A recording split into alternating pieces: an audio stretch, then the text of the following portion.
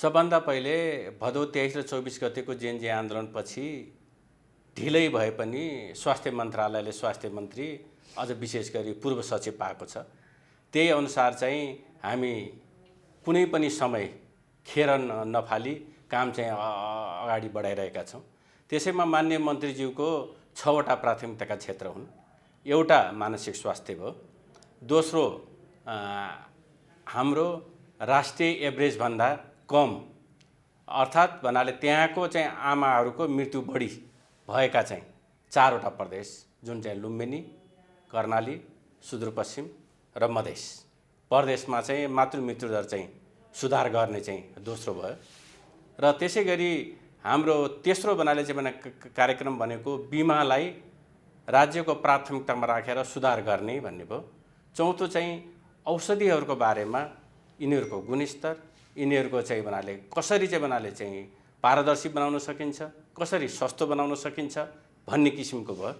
र अर्को कुरा स्वास्थ्य भन्नासाथ प्राय जसो मिडियालाई जसलाई पनि उही खरिदकै कुरा आउँछ, टेन्डरकै कुरा आउँछ र ठुलै हेडिङमा चाहिँ सही बेठी के हो पत्ता नलाएर नै आफै न्यायाधीश भएर त्यहाँ चाहिँ भन्नाले चाहिँ कमिसनको खेल भयो, घपलाबाजी भयो भनेर चाहिँ लेख्ने कुरालाई कसरी अब पारदर्शी बनाउने, कसरी सुधार गर्ने भन्ने चाहिँ प्राथमिकतामा परेको छ।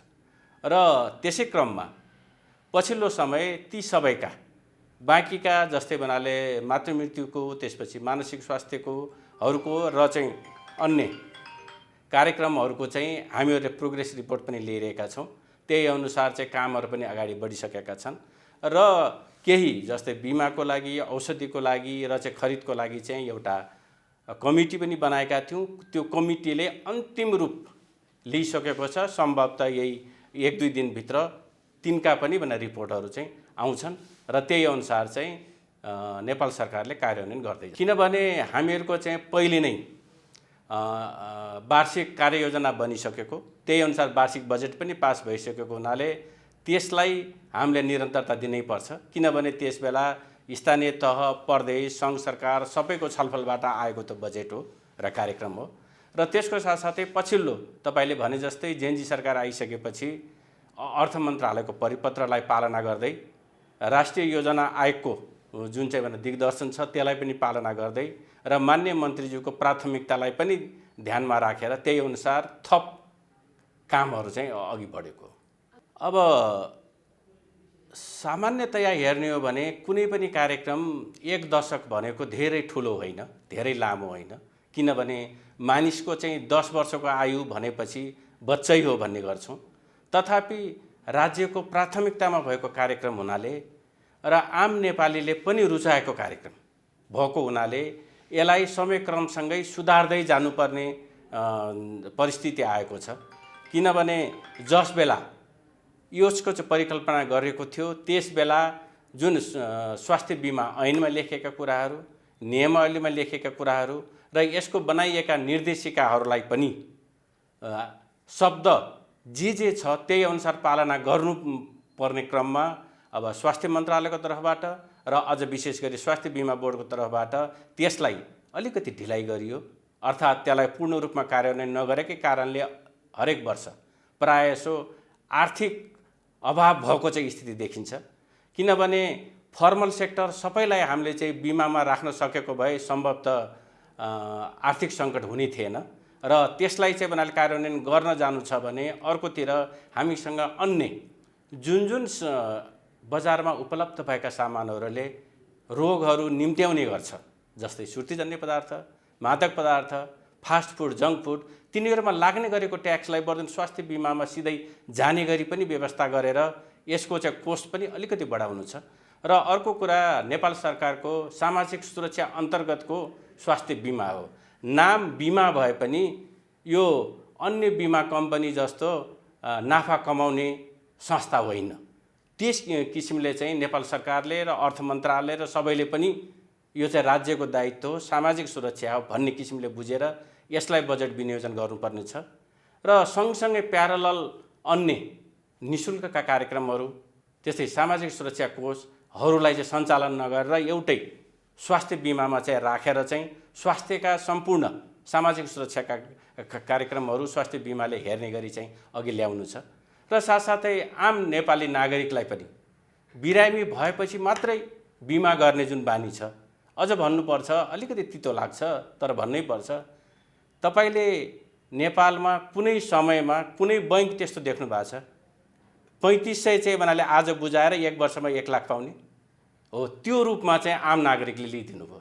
त्यो भएर उहाँहरू बिरामी भए पनि नभए पनि अब 1 वर्ष सिद्धिँदै गर्दाखेरि मैले 1 लाख बराबरको मेडिसिन वा सिटी एमआरआई वा चाहिँ अनि होल बडी चेकअप गराउनु पर्छ भन्ने मान्यता लेख्दा हुनाले पनि यसको खर्च अलि बढेको हो। र साथसाथै अर्को कुरा, अस्पतालहरूको चाहिँ जुन क्लेम छ त्यो क्लेम पनि बिमाको बेनिफिट प्याकेजभित्र बिमाले कभर गर्ने मेडिसिनहरू मात्र नभएर अन्य सबै भएको हुनाले त्यो क्लेमलाई भेरिफिकेसन गर्न पनि टाइम लागेको कारणले गर्दा केही समस्याहरू देखेका हुन्। तर अहिले पछिल्लो समय विभिन्न कमिटीहरू बनिसकेपछि उहाँहरूले दिएका रिकमेन्डेसनहरू ल्याइसकेपछि अब सेवाग्राही, सेवा प्रदायक, सरकार र सरकारवाला सम्पूर्णहरूले मम गर्दै सच्चिँदै अब रियल टाइम क्लेम भेरिफिकेसनको रूपमा चाहिँ जुन दिन चाहिँ बिरामीले सेवा लिन्छ, बिमितले सेवा लिन्छ, त्यसको 1 हप्तादेखि 10 दिनभित्रमा एआई को प्रयोग गरेर भए पनि भुक्तानी हुने गरी चाहिँ यसलाई चुस्त दुरुस्त गराउने गरी चाहिँ रिकमेन्डेसन आएका छन्। र त्यही अनुसार अलिकति जनशक्तिको लागि थाई संरचना चाहिँ सिर्जना गर्नलाई पनि क्याबिनेटले चाहिँ ओएनएम को स्वीकृति दिइसकेको छ र त्यही अनुसार केही जनशक्तिहरू थपिँदैछ। र हामीले बिमा बोर्डलाई पनि एआई को प्रयोग गर्नुस्, जसले गर्दा हामीसँग भएका एसटिपीहरू प्रोटोकलहरूलाई त्यो सिस्टममा राख्दिउँ र एआईले नै त्यो सिस्टम अनुसार मेडिसिन, बिरामी, त्यसमा भएका डायग्नोसिसहरू, इन्भेस्टिगेसनहरू र मेडिसिन प्रिस्क्रिप्सनहरू मिलाएको छ कि छैन भनेर भेरिफिकेसन एआईले नै गरोस् भन्ने किसिमले चाहिँ हामीले उहाँहरूलाई चाहिँ सल्लाह पनि दिएका छौँ र उहाँहरूले त्यसप्रति चाहिँ सकारात्मक भएर अघि पनि बढिरहनु भएको छ। तर जबसम्म सेवाग्राही, सेवा प्रदायक र स्टेक होल्डर सबैले यो नेपाल सरकारको प्राथमिकताको क्षेत्र हो बिमा, र त्यसमा हामी सबैले आफूलाई आवश्यक पर्दाखेरि चाहिने गरी रिजर्भ गरेको चाहिँ प्रिमियम हो भन्ने सोचिदिन पर्यो। र त्यही अनुसार नेपाल सरकारले पनि अबबाट जसले बढी कमाउँछ त्यसलाई बाट अलि बढी प्रिमियम, जसलाई हामीले प्रगतिशील प्रिमियम भन्छौँ, त्यो किसिमले चाहिँ बनाले तिर्ने र कुनै कारणवश मैले 1 वर्षसम्म प्रिमियम चाहिँ तिरेर पनि सेवा लिएन भने अर्को वर्ष केही पर्सेन्ट जोडिँदै जाने, प्रिमियमको एमाउन्ट घट्दै जाने र त्यस्तै चाहिँ मेरो कभरेज पनि बढ्दै जाने किसिमले चाहिँ गऱ्यौँ भने आम नेपाली नागरिकले पनि मैले 3500 तिरेर 1 लाखको खर्च गर्नुपर्छ भन्ने मानसिकतालाई पनि न्यूनीकरण गर्न सकिन्छ होला। र साथसाथै त्यही अनुसार अन्तमा मेरो कोही नभए पनि म बिरामी परे भने मेरो लागि राज्य छ है भन्ने चाहिँ अनुभूति दिलाउनको लागि चाहिँ स्वास्थ्य बिमालाई त्यही अनुसार परिष्कृत गर्दै लग्दैछौँ। हैन, सबभन्दा चाहिँ के हो भने स्वास्थ्य बिमा सरकारी कार्यक्रम हो, त्यसमा भएको चाहिँ जे जति आर्थिक दायित्व छ त्यो ढिलो वा छिटो ती संस्थाहरूले पाउनुहुन्छ, त्यसमा दुई मात्र होइन। तर केही संस्थाहरूलाई आफ्नै कर्मचारीहरूलाई तलब खुवाउनलाई, त्यहाँभित्र चाहिने चाहिँ रिएजेन्टहरू किन्नलाई, औषधि किन्नलाई पनि पैसाको अभाव हुने गरी लामो समयसम्म बिमाको रकम भुक्तानी नहुँदा यसैलाई कन्टिन्युएसन गर्दा त हामी चाहिँ बनाले हाम्रा कर्मचारीलाई तलबै खुवाउन सक्दैनौँ, सामानै किन्न सक्दैनौँ भन्ने डरको कारणले गर्दा केही बाहिर आएको जस्तो देखिन्छ। तर जब हामीले चाहिँ उहाँहरूलाई भुक्तानी चाहिँ बनाले चाहिँ गर्न थाल्छौँ तब उहाँहरू फेरि जोइन हुनुहुन्छ। त्यो विगतको अभ्यासले पनि त्यही देखाएको छ र त्यही अनुसार उहाँहरू जोइन हुनुहुन्छ। त्यही भएर हामीले अहिले बिमालाई हाम्रा चाहिँ सेवा प्रदायक संस्थाहरूले त्यसै पनि जो विपन्न छ, जो चाहिँ असक्षम छ, जो दिन दुखी छ, उहाँहरूको त निःशुल्क उपचार गर्नुभएकै छ र जो चाहिँ बिमित हुनुहुन्थ्यो, बिमितहरूले त्यस अस्पतालबाट पाउने सेवालाई केही समय रोकेको देखिए पनि पछि त्यहाँ कन्टिन्युएसन हुन्छ नै। र त्यो अब भविष्यमा नआओस् भन्नको लागि नै हामीले एआईलाई प्रयोग गरेर रियल टाइम भेरिफिकेसन गर्ने, रियल टाइम भेरिफिकेसन गरेपछि 7 देखि 10 दिनमा उक्त अस्पतालको सरकारी खातामा पैसा जाने व्यवस्था चाहिँ विकास गर्न सक्यौँ भने भविष्यमा अहिले देखिएका जे जति समस्याहरू छन् त्यो समस्यालाई हामीले चाहिँ निमिट्याउन पार्न सक्छौँ। हैन, यसो हो किनभने स्वास्थ्य बिमा बोर्ड एउटा स्वायत्त निकाय हो। मन्त्रालयको सरसल्लाह अनुसार स्वास्थ्य बिमा बोर्ड सञ्चालन हुनुपर्छ, चल्नुपर्छ भन्ने त्यो आम मान्यता पनि हो। तर कुनै अस्पताल अब म कर्मचारीलाई नै तलब खुवाउने गरी पैसा छैन वा चाहिँ भन्नाले चाहिँ सामान किन्ने गरी नै पैसा भएन भन्ने स्थिति आइसकेपछि त्यसको लागि मन्त्रालयले सहजीकरण गरिरहेको छ र उहाँहरूलाई सम्भवतः केही दिनमै बिमामा फेरि चाहिँ बनाले जोडिनु हुनेछ भन्ने विश्वास पनि लिएको छ। होइन, म्यानिफेस्टेसन कहिले आउँछ भन्ने मात्रै हो के, किनभने त्यस बेला घोषणाहरू भए तर अहिले त लगभग चाहिँ पहिले त 2 वर्षसम्मको 1 वर्षसम्मको पनि ड्यू बाँकी थियो। अहिले त त्यो सबै क्लियर भयो नि। अहिले त वैशाखदेखि असोज मसान्तसम्मको 7 अरब 25 करोड हो। त्यो क्लेम भेरिफिकेसन पनि सिद्धिसक्यो। त्यो सिद्धिसकेपछि अर्थ मन्त्रालयसँग माग्दाखेरि उहाँहरूले अहिले 1 अरब मात्रै दिनुभयो, बाँकी 6 अरब 25 करोडको त्यो कम भएको हो। तर त्योभन्दा पनि अर्को ठुलो चाहिँ कुरा के हो भने बिमा भनेपछि त्यसको बेनिफिट प्याकेजहरू छन्। त्यो प्याकेजभित्र भएका मेडिसिनहरू, प्याकेजभित्र भएका चाहिँ इन्भेस्टिगेसनहरूलाई मात्रै बिमाले चिन्छ के। अब अस्पतालले जे भन्नाले चाहिँ क्लेम गर्यो सबै त बिमाले दिँदैन, किनभने अहिले गुनासो भनेको हामीले अस्पतालले त यति करोडको माग गरेका थियौँ, बिमाले त काटेर यति मात्रै दियो भन्नुहुन्छ नि। हो, त्यस कारणले गर्दा अब हामीले मेडिसिनहरू प्रयोग गर्दा, इन्भेस्टिगेसनहरू प्रयोग गर्दा स्वास्थ्य तथा जनसङ्ख्या मन्त्रालयले बनाएको जुन स्ट्यान्डर्ड ट्रिटमेन्ट प्रोटोकल छ नि त्यसभित्र रहेर गऱ्यौँ भने त जतिको तति आउँछ। त्योभन्दा बाहिर जाँदा मात्रै समस्या हुने हो।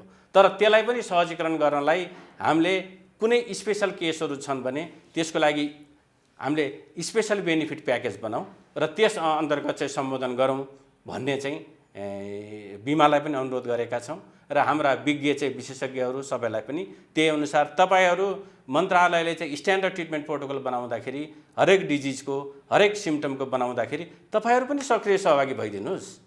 किनभने दोस्रोले बनामा चाहिँ कमेन्ट गर्न सजिलो छ, तर आफू सहभागी भएर चाहिँ जे गर्नुपर्छ गरौँ न भन्ने किसिमले उहाँहरूलाई पनि आह्वान गरेका छन्। होइन, त्यो यस्तो नेपालमा चाहिँ अझ पछिल्लो समय त नेगेटिभ न्युज बिग्छ, किनभने नेपालमा धेरै राम्रा काम पनि भएको छन् तर पत्रिकाको चाहिँ हेडलाइन बन्दैन। त्यो नेगेटिभ न्युज हेडलाइन बन्ने भयो हुनाले त्यस किसिमले देख्नु भयो। सबभन्दा पहिले चाहिँ के सोच्नु भने नेपाल सरकारको प्राथमिकतामा स्वास्थ्य बिमा छ। स्वास्थ्य बिमाको विकल्प भनेको नै स्वास्थ्य बिमा हो के। तपाईले स्वास्थ्य बिमा चाहिँ बन्द भयो भने त नेपालीहरूको संविधानमा लेखेको आधारभूत स्वास्थ्य सेवा निशुल्क गर्ने, बाँकी चाहिँ भने गुणस्तरीय स्वास्थ्य सेवाको प्रत्याभूति गर्ने जुन मौलिक हक छ नि त्यो त धरापमा पर्ने भयो नि त। त्यस कारणले गर्दा स्वास्थ्य बिमाको विकल्प भनेको नै परिष्कृत सुधारिएको स्वास्थ्य बिमा हो। त्यस कारणले त्यसतिर हामी सबै लाग्न पर्यो के, किनभने दोष धेरै देखिन्छन् तर त्यसलाई चाहिँ बनाले चाहिँ सुधार गर्नतिर हामी सबै लाग्नु। जब कमिटीले प्रतिवेदन पेश गर्छ, कमिटीले प्रतिवेदन पेश गरेपछि त्यसका रिकमेन्डेसनहरू हामी लागू गर्दै जान्छौँ।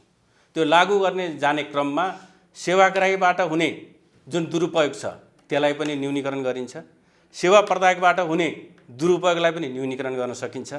त्यसपछि हामीसँग स्वास्थ्य मन्त्रालयले बनाएको जुन स्ट्यान्डर्ड ट्रिटमेन्ट प्रोटोकल हुन्छ, जहाँ चाहिँ हुम्लामा बसे पनि काठमाडौँमा बसे पनि मैले मधुमेहको ट्रिटमेन्ट पाउने एउटै हो, उच्च रक्तचापको ट्रिटमेन्ट पाउने एउटै हो भन्ने चाहिँ सिस्टमको विकास हुन्छ। तब चाहिँ भन्नाले स्वास्थ्य बिमा चाहिँ परिष्कृत र गुणस्तर भएर निस्किन्छ। मानसिक स्वास्थ्यको हकमा पछिल्लो समय अझ जेएनजीको आन्दोलन पश्चात जेएनजी घाइतेहरू शहीद परिवारहरू पनि मानसिक समस्यामा पर्न सक्ने जोखिमलाई मूल्याङ्कन गरेर समग्र नेपालीको लागि मानसिक स्वास्थ्य 3 महिनाको लागि हामीले क्याम्पेन नै चलायौँ, अहिले चलिरहेकै छ। र त्यसै क्रममा हाम्रा चाहिँ सङ्घीय अस्पतालकाहरूमा चाहिँ जेएनजी क्लिनिक मार्फत पनि हामीले चाहिँ मानसिक स्वास्थ्यको चाहिँ सेवा दिइरहेका छौँ। त्यस्तै गरी हाम्रा देशभरि रहेका 93 वटा भन्दा बढी चाहिँ बनाले अस्पतालहरूबाट ओसीएमसी भन्छौँ, एकदुवार सङ्कट व्यवस्थापन, त्यसबाट पनि मनोसामाजिक परामर्शहरू चाहिँ गइरहेको छ। साथसाथै हाम्रा सामाजिक सञ्जालहरू जुन चाहिँ फेसबुक भाइबरहरूबाट पनि र हाम्रा चाहिँ टेलिभिजन र चाहिँ रेडियोका सामग्रीहरूबाट पनि मानसिक स्वास्थ्य सम्बन्धी कार्यक्रमहरू गइरहेको छ। र सँगसँगै मानसिक स्वास्थ्यलाई स्वास्थ्यले मात्रै एक्लै गरेर सम्बोधन हुँदैन भनेर बहुक्षेत्रीयको रूपमा हामीले सूचना तथा सञ्चार मन्त्रालय र त्यही भएर मन्त्रीज्यूको र शिक्षा मन्त्रालय त्यही भएर शिक्षा मन्त्रीज्यूको पनि वक्तव्यहरू लियौँ र त्यही अनुसार चाहिँ सार्वजनिक माध्यमहरूमा चाहिँ डिसमिनेट गरिरहेका छौँ। र साथसाथै वैदेशिक रोजगारमा जानुभएका मानिसहरूलाई पनि स्वास्थ्य समस्या पर्न सक्छ, मानसिक स्वास्थ्य पर्न सक्छ भनेर हामीहरूले माइग्रेसन हेल्थमा पनि तपाईँ अहिले चाहिँ भन्नाले एयरपोर्टमा जानुभयो भने त्यहाँ पनि विदेश गइसकेपछि नेपाली भाषामा नै स्वास्थ्य सल्लाह लिनको लागि चाहिँ केही भाइबर नम्बरहरू, व्हाट्सएप नम्बरहरू, त्यसपछि भन्नाले अन्य चाहिँ भन्नाले सामाजिक सञ्जालको नम्बरहरू पनि त्यहाँ राखेका छौँ, डिस्प्ले गरेका छौँ र त्यही अनुसार उहाँहरूले विदेशमा भाषाको कारणले वा अन्य कारणले गर्दा त्यहाँको स्वास्थ्य संस्था लिन गाह्रो भइरहेको अवस्थामा हामीहरूलाई चाहिँ सम्पर्क गरेर पनि त्यही अनुसार चाहिँ सेवा लिइरहनु भएको छ। र साथसाथै हरेक नेपालीलाई केही समस्या पर्यो भने हाम्रो चाहिँ नोटिसमा आओस्, जानकारीमा आओस् भनेर 1115 हेलो स्वास्थ्य पनि सञ्चालनमा छ र त्यसमार्फत पनि दैनिक 60-70 कहिलेकाहीँ त 200-300 वटा पनि गुनासोहरू हामीले लिइरहेका छौँ। त्यो स्वास्थ्य मन्त्रालय ले छुट्टै चाहिँ दाबी गर्दैन, किनभने सरकारी भवनहरूको सबैको जिम्मा चाहिँ सहरी मन्त्रालय जुन चाहिँ भौतिक पूर्वाधार मन्त्रालय हो उहाँहरूले नै गर्नुहुन्छ। त्यो भएर सम्भवतः स्वास्थ्य मन्त्रालय सबभन्दा ठुलो मन्त्रालय हो जहाँ सबभन्दा बढी क्षति भएको छ, किनभने बाँकी अन्य भवनहरू त डेन्टिङ पेन्टिङ गरेर काम सुरु गरिरहनु भएको छ। तर स्वास्थ्य मन्त्रालय हामी बिहान हिँड्दा पनि साँझ हिँड्दाखेरि पनि मन कुडिने गरी चाहिँ यही बाटो हिँड्ने र हेर्ने चाहिँ गरिरहेका छौँ। र स्वास्थ्य मन्त्रालय केही भित्र सिंहदरबारभित्र र केही बाहिर पनि रहेर चाहिँ काम चलाइरहेको यहाँहरूले देख्नु भएको छ। तर सरसर्ती हेर्दा हाम्रा लगभग भन्नाले चाहिँ 25 वटा जति चाहिँ 4 व्हिलर गाडीहरू, त्यसपछि 200 वटा जति चाहिँ मोटरसाइकलहरू र त्यो बिल्डिङ पुरैको चाहिँ क्षति भएको हुनाले त्यहाँभित्र रहेको चाहिँ जुन हाम्रो अभिलेखहरू, रेकर्डहरू, त्यहाँका फर्निचरहरूको त हिसाब गरेर नै साध्य छैन। त्यही भएर चाहिँ अब क्षति त हाम्रो लगभग अरबमा नै पुगेको छ होला जस्तो लाग्छ। के जेएनजीमा कि बिमामा, केमा? स्वास्थ्य बिमा। स्वास्थ्य बिमामा लगभग बनाले चाहिँ 513 वटा चाहिँ अस्पताल आबद्ध छन्। हजुर, सबैले लागू गरिरहनु भएको छ। तपाईँले अहिले हेडलाइनमा चाहिँ बनाले देखेको चाहिँ अस्पताल केही दिनको लागि चाहिँ बाहिरिनुहुन्छ होला, त्यसपछि फेरि उहाँ फेरि जोडिनुहुन्छ।